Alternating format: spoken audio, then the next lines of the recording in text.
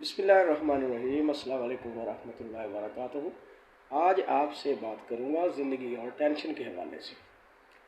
ज़िंदगी में कोई भी ज़िम्मेदारी बग़ैर टेंशन के क्लियर तो नहीं की जा सकती, या कि उसे जो तकमील की हद तक ले जाना है, यहाँ कामयाबी मुमकिन है, तो टेंशन लेना ज़रूरी है। लेकिन इस टेंशन को उस हद तक न ले जाएं कि यहाँ जाके ये बीमारी की शक्ल इख्तियार करे और आपके लिए शदीद ज़हनी व जिस्मानी जो पेचीदगियाँ हैं उसका बाइस बने। तो ज़रूरी है कि हम अपने आप को टेंशन से बचाएं, उस टेंशन से बचाएं जो हमारे दिमाग को मफलूज कर दे, या हमारे दिमाग की शरियानें फाड़ दे, या हमें माजूर कर दे। तो इस किस्म की टेंशन से खुद भी बचें और दूसरों को भी बचाएं।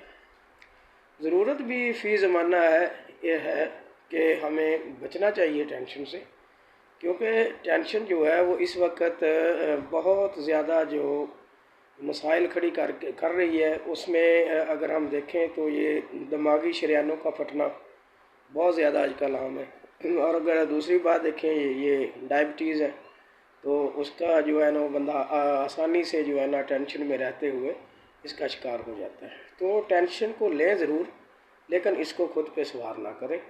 पुरसकून रहें, ऊंची आवाज़ में ना बोलें। जो भी आपने इंस्ट्रक्शन देनी है आहिस्तगी से, कम आवाज़ के साथ, ज़्यादा चीखें ना चलाएं, वरना अगर खुदा ना करे कि ये कहीं गिर जाए टेंशन, तो फिर बंदे का सत्यानाश कर देती है और बंदा मफलूज हो जाता है। Thank you so much to listen and watch.